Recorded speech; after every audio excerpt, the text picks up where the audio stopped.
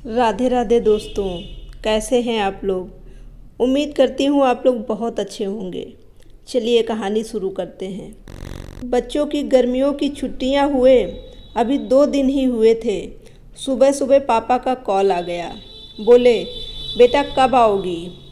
मैंने अनमने मन से बोल दिया, पापा कुछ पक्का नहीं है, ऋषि टूर पर गए हैं, उनके आने के बाद देखती हूँ। पापा की आवाज़ रुआसी हो गई। बोले, बेटा तुम्हारी माँ नहीं है तो क्या हुआ, तुम्हारा मायका तो है और मैं तो हूँ। ऋषि से बात करो और जल्दी आ जाओ। मैं जी पापा के आगे कुछ बोल ही नहीं पाई। जब तक माँ थी उनसे रोज़ फ़ोन पर ढेरों सारी बातें होती थीं। साल में एक बार गर्मी की छुट्टियों में मैं पूरे 10 दिन के लिए मायके जाती थी। वो सुख किसी जन्नत से कम नहीं होता था। बच्चों से ज़्यादा मुझे गर्मी की छुट्टियों का इंतज़ार रहता था। पर जब से माँ गई मेरा मायके जाने का मन ही नहीं करता। ऐसा लगता जैसे मेरा मायका ही ख़त्म हो गया। एक सूनापन, एक खालीपन सा मेरी ज़िंदगी में भर गया था। पापा एकदम शांत स्वभाव के थे और कम बोलते थे, पर सबकी ज़रूरत का पूरा ध्यान रखते थे। ऐसा नहीं कि मैं पापा को प्यार नहीं करती थी, पर बचपन से मैं माँ के ज़्यादा करीब थी, या यूँ कहूँ कि वे मेरे दिल के सबसे करीब थीं। अपने सारे सुख दुख एक सहेली की भांति मैं उनसे साझा करती थी। आज सुबह सुबह पापा का कॉल आया तो उन्हें मना नहीं कर पाई। पापा का दिल रखने के लिए ऋषि से बोलकर अगले ही हफ्ते के टिकट करवा लिए और पहुंच गई मायके। जैसे ही दरवाजे पर पहुंची माँ की याद आ गई। ऐसा लगा जैसे वो अभी बाहर निकलकर मुझे गले लगा लेंगी। सोच के आंखें भर आई, किंतु आज माँ की जगह पापा बाहें फैलाए मेरा इंतज़ार कर रहे थे। सालों बाद पापा को गले लगा के खूब रोई। पापा ने अपने आंसू छुपाते हुए प्यार से मेरे सिर पर हाथ फेरा तो दिल थोड़ा हल्का हो गया। बहुत दिन बाद पापा को देखा, कमज़ोर लग रहे थे। वैसे तो भाई भाभी और पापा सभी मेरा बहुत ध्यान रख रहे थे। बच्चे तो अपने खेल और मस्ती में व्यस्त हो गए थे, पर न जाने क्यों मेरी नज़रें हर पल जैसे माँ को ही ढूंढती थी। आज भी पापा पहले की तरह रोज़ खाने के बाद मेरी पसंदीदा मटका कुल्फ़ी लाना नहीं भूलते थे।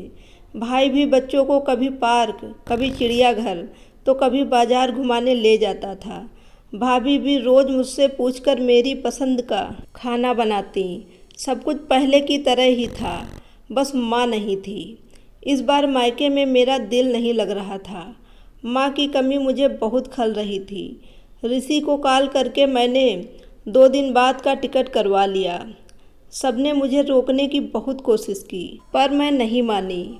देखते ही देखते मेरे जाने का समय आ गया। आज शाम की ट्रेन से मेरी घर वापसी थी। मैंने सामान पैक करके रख लिया, बस पापा का इंतज़ार कर रही थी। पापा ना जाने सुबह से बिना बताए कहाँ चले गए थे। उनका मोबाइल भी नहीं लग रहा था। मन घबरा रहा था, बिना बताए आखिर कहाँ गए। इधर मेरी ट्रेन का समय भी हो रहा था। समझ नहीं आ रहा था कि क्या करूं। तभी पापा का कॉल आया। बोले, गुड़िया तुम लोग स्टेशन पहुंच जाओ, मैं सीधे वहीं पहुंच रहा हूं। हम लोग स्टेशन पहुंच गए। ट्रेन सही समय पर थी। पापा स्टेशन पर हमारा इंतज़ार कर रहे थे। उनके हाथ में एक बॉक्स था। उन्होंने मुझे देते हुए गले लगाया और बोले, इसे ही लेने गया था, इसलिए देर हो गई, संभाल के रखो। मैंने आश्चर्यचकित होते हुए पूछा, इसमें क्या है। पापा की आंखें भर आईं। अपने आंसू पोंछते हुए बोले, तुम्हारी माँ का प्यार। कुछ समझती तभी ट्रेन आ गई। हमें ट्रेन में बैठा के पापा और भाई ने विदा कर दिया। मेरी नज़रों से ओझल होने तक पापा वहीं खड़े हाथ हिलाते रहे। मैं भी एकटक ना जाने कब तक बाहर खिड़की से उनको निहारती रही। तभी बेटे ने आवाज़ दी और मेरे हाथों में एक चिट्ठी थमाते हुए कहा, मम्मी नाना जी ने ये आपके लिए दिया है। मैंने तुरंत चिट्ठी खोली। मेरी प्यारी गुड़िया, सदा खुश रहो।